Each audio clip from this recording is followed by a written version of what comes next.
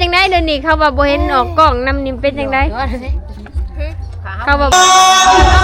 จะเบาเตรียมมือขวากันสอง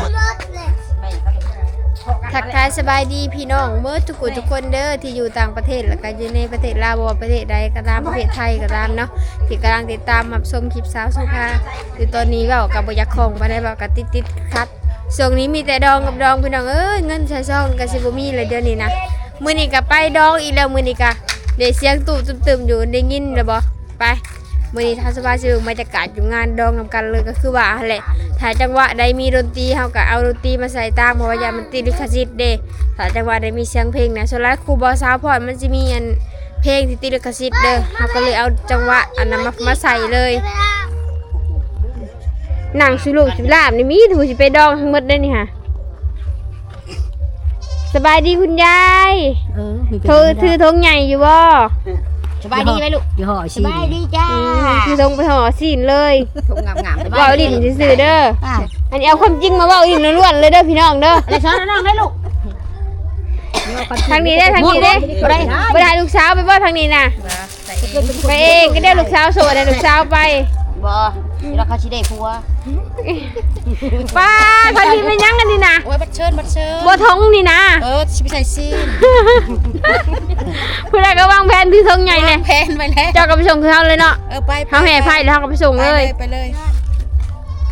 บอก FC เด้อฮานเคยเห็นแน่หาลูกเคยใช้ลูกสาวนะกินยังมากินนะบ่นี่แหละสาว2คนนี่แหละยังมากินนะบ่หาลูกเคยน่ะจะมาหาไว้แต่เพิ่นที่นี่แหละเพื่อสิได้อันซ่อมไว้หั่นนะแม่ย่างนี่ไปย่ามบ่นี่ฮะดองเอาไปดองบ่โอ้สุดคือไปย่ามนี่แหละแม่นควบสิไปย่ามเมียกันค่ะแน่ย่ามเมียโอ้ยเมียกินอะไรย่ามไปผัดสัมผัสตัวสาวอันนี้ดีฮะเคยได้นั่นดันเคยได้ดันเคยนั่นทั้งงามเบิกอันนี้เด้อแม่น้องนางเด้อใช้ลูกสาวน่ะเขาถาม FC ถามหาตลอดเอิ้นมาแน่น้องนางมาพี่แน่น้องนางน้องนางบ่นี่สิได้ลำยองได้นี่ทักทายสบายดีนี่แม่สบายดีเป็นจังไดเดี๋ยวนี้เขาว่าบ่เห็นออกกล้องนำนี่เป็นจังไดเขาว่าบ่ค่อยได้อันออกกล้องนำในช่วงนี้เบิ่ง FC ถามมาซื่อๆเขาเฮียนบ่คือบ่เน็ตสนับสนุนการศึกษาน้องแน่เพราะว่ามื้อนี้ไปดองมื้อนี้แหละอันอยู่ลาวเฮากันนุ่งสิ้นกับนุ่งเสื้อเนาะนุ่งเสื้อก็เป็นระเบียบเพียบพร้อมนี่จักหน่อยเวลาเฮาไปดองนะสนับสนุนการเรียนเด้อบ่มีเงินเข้าโรงเรียนนี่อันนี้คืออันถ้าผู้ใดอยากมาจีบน้องนางแล้วมาล้มอันมาว่าน้ำแม่แล้วก่อนเด้ออย่ามาล้มแม่ได้ล้มแม่บ่ได้แม่จ้าแล้วบ่ดิบ่บอกว่าบ่ล้มแม่ได้ล้มแม่บ่ได้เอาบัดนี้เฮาก็ไปพ้อกันอยู่งานดองผู้เด้อบัดนี้เด้อแต่คือว่าได้แห่เคยมาแล้วก็เขาเจ้ายังสิแห่ไปเฮือนเจ้าสาวอีกเด้อมื้อนี้นะสาวสบายเจอ2งานซ้อนเพราะว่าเขาจะเอาบ้านเดียวกันนะก็สิได้แห่ใกล้ๆกันแน่พ่นแม่ทางหลังค่ะถือไปเผื่อไว้เนาะถือทงน้อยเป็นถือท้ายทงใหญ่ต้องขึ้นถือทงหน่อยให้ได้เสียตอนสิ้นมื้อนี้ช่องงานซ้อนได้มื้อนี้นะ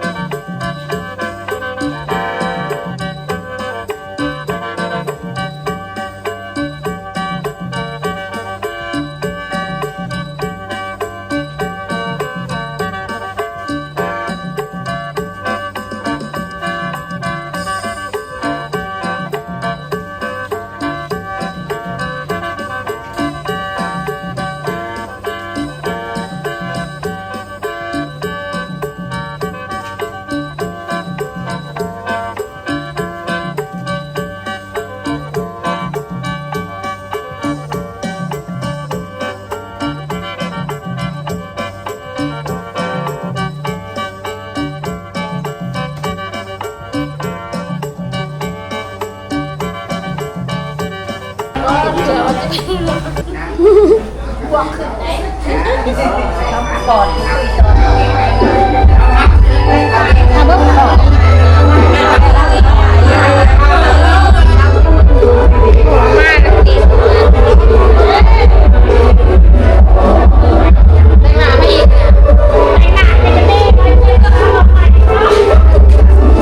้าหับแต่งหน้าโดยเฉพาะวันนี้สิใช้บริการเลยนี่ค่ะแต่งให้เด้อบ่แต่งให้เด้อจ้ะจังก็แกเล่าลูกบ่ได้นานจะแต่งคักแน่เลยว่าตู้ก็มีเนาะตู้บ่ใหญ่นึงก็บ่ได้แล้วอะไรอย่างงามการอีจอยบ่ไปผัดทวงการอีจอยไปผัดทวงเงินถึงเลยนะแต่งหน้าอันยังบุญที่เกี่ยมเทิงเด้อสิบอกให้เด้ออะไรก็ว่าได้ก็บุญที่เกี่ยมแฮงเป็นเด็กนะคนที่บุญเขาแหละอยากบุญเหมือนลายก่อนคนเด็กๆนะคนบุญเขาเอาไปนานเลยตอนนี้คนก็หลายเด้อคนเริ่มมาสอนแต่เช้าเพราะว่า2สอนเลยเด้คนก็เลยมาหลายเลย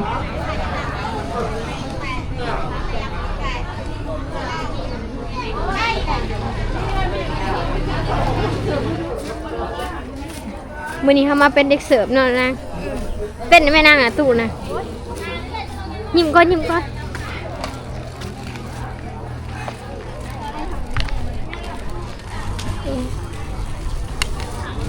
จะเอามื้อนี้เขามาเป็นเด็กเสิร์ฟเด้อมื้อนี้ตักสาวนางตักน้องนางตัก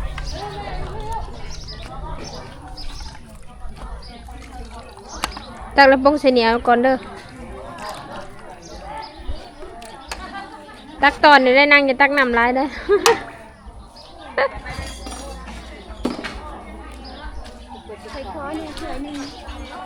คอบ่ให้เลยเนาะตัก3ถ้วยเลยเพราะว่าสิเอาไปให้ข้าเจ้าแน่ดิเอาดูด้วยนะไปก่อนด้วยเอาไปก่อนโลดขอยังขาถ้วยหนึ่งไปเอามาเป็นเด็กเสิร์ฟวันนี้นะ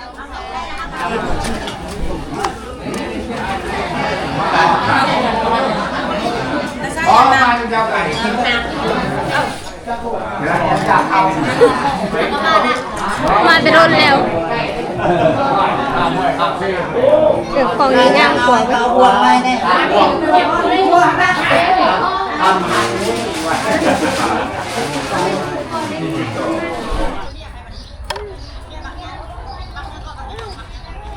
วันนี้มีเด็กสาวสภากับน้องนางอยู่ในถ่ายนะดูรวมกัน2 คนใครที่ทำหาอันน้องนางก็เห็นเลยวันนี้นะ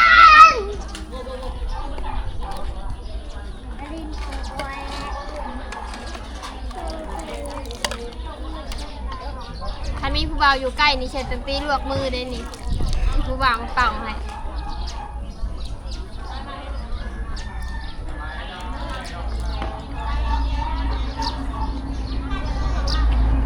ตอนนี้เขาก็พอกันแล้ว3 คนนี่โสดเมื่อ3เด้อพี่น้องเด้อ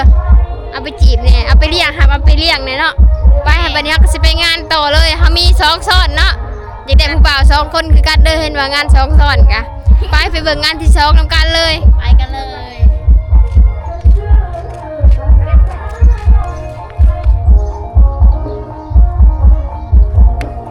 ไปดองนำกันเด้อพี่น้องเด้อไปมาแต่บ้านได้ผู้บ่าวจะไปใช้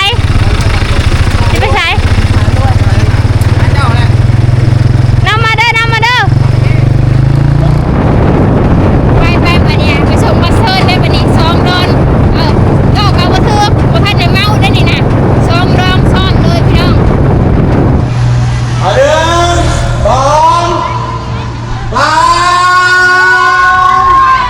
3กระจกไอ้พวกเขามืดอะไรเนาะบ้านนี้กูเบาอะไรเจ้าเมาด้วยบ้านนี้เด้อ จะเบาของหอมอีกก่อน จะเบาของหอมแล้วก็จะเบาของหอมโน่ไอ้สิหอมจะเบาของหอม ยังว่าหอมจะมือก่อนหอมแมนมาไม่ได้ของหอมอีกเอาหอมจ้ะ เอา1 มือขวา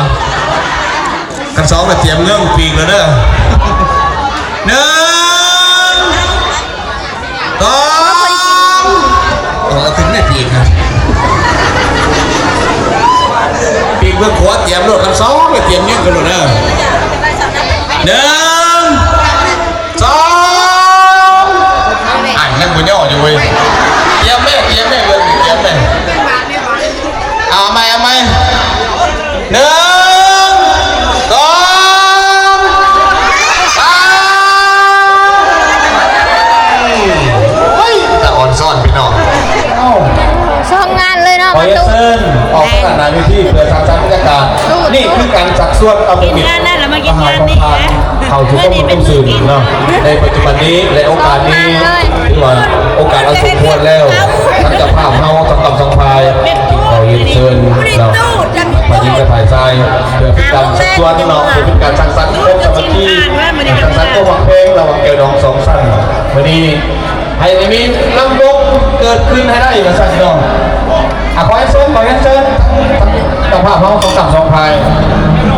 อย่างที่พี่น้องเขามาจากเมืองพลังไซกับทางพุทธเด้อนั่งอยู่ห้างก็ได้ถึงร้องห้างในเลยว่าสั่นเนาะ ไม่ด้วย ยังไงเพิ่นออกมาอยู่ข้างนอกยังไงเนี่ย มาดูก่อน ขอให้เชิญเจ้าภาพเราเจ้าภาพสองกำสองพายภาพพายยิงเจ้าภาพพายทรายอยู่ทางไหนอยู่ทางเลิกออก